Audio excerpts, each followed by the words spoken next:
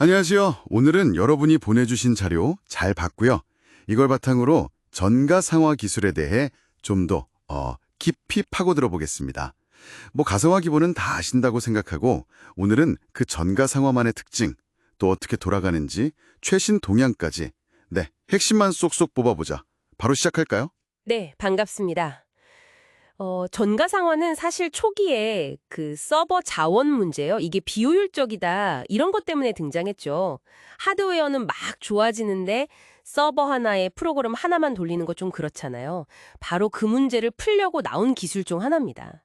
오늘 주신 자료들 보면서 이게 정확히 뭐고 왜 중요한지 확실히 짚어드리겠습니다. 좋습니다.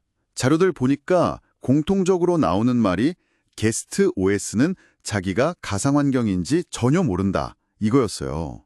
이게 왜 그렇게 중요한 포인트였을까요? 네, 맞아요. 그게 진짜 전가상화의 핵심입니다.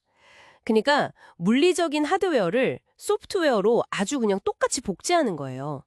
그래서 그 위에 어떤 OS를 깔든 얘는 그냥 내가 진짜 하드웨어에서 도는구나 이렇게 느끼게 만드는 거죠. 덕분에 윈도우든 리눅스든 기존 OS를 하나도 안 고치고 그냥 쓸 수 있다는 거. 이게 초반에 확산될 때 정말 결정적인 장점이었어요. 아, 그렇군요. 수정이 필요 없다니, 와.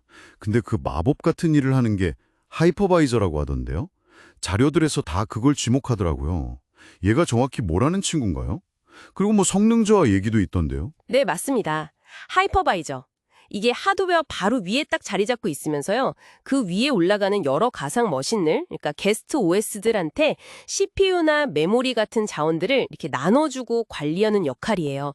뭐랄까, 교통정리만? 아, 교통정리요? 네네. 네, 그래서 게스트 OS가 하드웨어에 직접 뭔가 하려는 명령, 이걸 특권 명령이라고 하는데 이걸 내리면 하이퍼바이저가 중간에 탁 가로채는 거죠.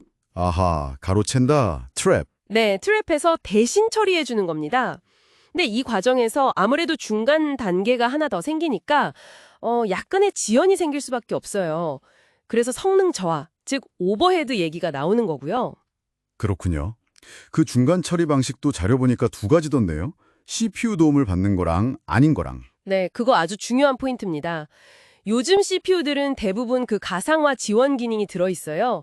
인텔 VTX나 AMD V 같은 거요.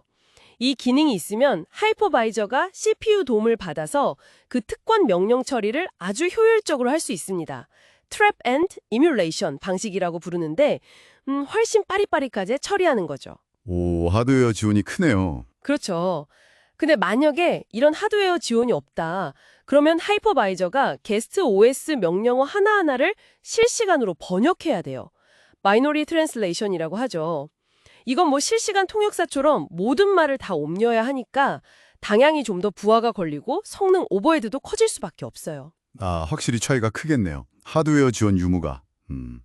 그럼 전가상화의 가장 큰 장점은 역시 OS 수정 불필요인데 그거 말고 실제 쓸 때 느껴지는 장단점, 그리고 주로 어디에 쓰이나요? 아까 클라우드나 VDI 얘기도 잠깐 나왔었잖아요. 최고의 장점은 말씀하신 대로 역시 어떤 OS든 가리지 않는다는 거. 호환성, 범용상 이게 최고죠. 그래서 오래된 시스템 옮겨오거나 다양한 OS 환경을 돌려야 할 때, 이럴 때 아주 강력합니다. 단점은 역시 아까 말씀드린 성능 오버헤드 가능성, 이게 있고요. 활용 분야는 정말 넓습니다. 서버 여러 대를 하나로 합치는 서버 통합, 그리고 개발이나 테스트 환경 꾸리는 거 이건 기본이고요. 특히 요즘엔 클라우드 컴퓨팅의 그 기반 인프라 있죠. 거기에 정말 많이 쓰이고 또 사용자한테 가상 데스크톱 환경 주는 VDI, 여기서도 핵심 기술입니다. 여러분이 아시는 VM웨어나 버추얼박스, KVM 같은 것들이 다 이 전가상화 기반이에요. 와, 정말 안 쓰이는 곳이 없네요.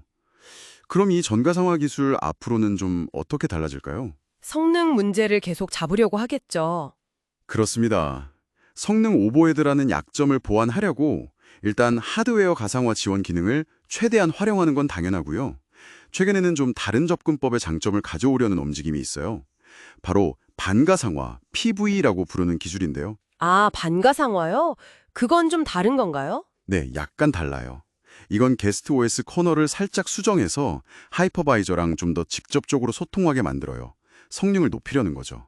그래서 전가상화의 그 넓은 호환성이랑 반가상화의 높은 성능, 이 두 개를 어떻게든 좀 합쳐보려는 시도, 뭐랄까, 하이브리드 방식? 이런 게 계속 나오고 있습니다. 아하, 장점만 쏙쏙 빼오려는 거군요. 자, 오늘 여러분의 자료 덕분에 전가상화 속곳을 한번 제대로 들여다봤습니다. OS 수정 없이 어디든 쓸 수 있는 이 강력한 호환성이 진짜 매력이지만 역시 성능 향상을 위한 노력은 계속되는군요. 흥미롭습니다. 오늘 얘기가 여러분께 좀 도움이 되셨기를 바랍니다. 네, 이런 전가상화와 반가상화의 장점을 막 융합하려는 흐름 속에서 앞으로 우리가 쓰는 앱이나 클라우드 서비스가 또 어떻게 바뀔까? 뭐 그런 걸 생각해 보는 것도 재밌을 것 같아요. 어쩌면 뭐 정말 가까운 미래에는 이 둘의 경계가 아예 없어진 새로운 형태의 가상화가 표준이 될지도 모르죠. 기술이 어떻게 발전할지 계속 지켜보는 것도 좋겠습니다.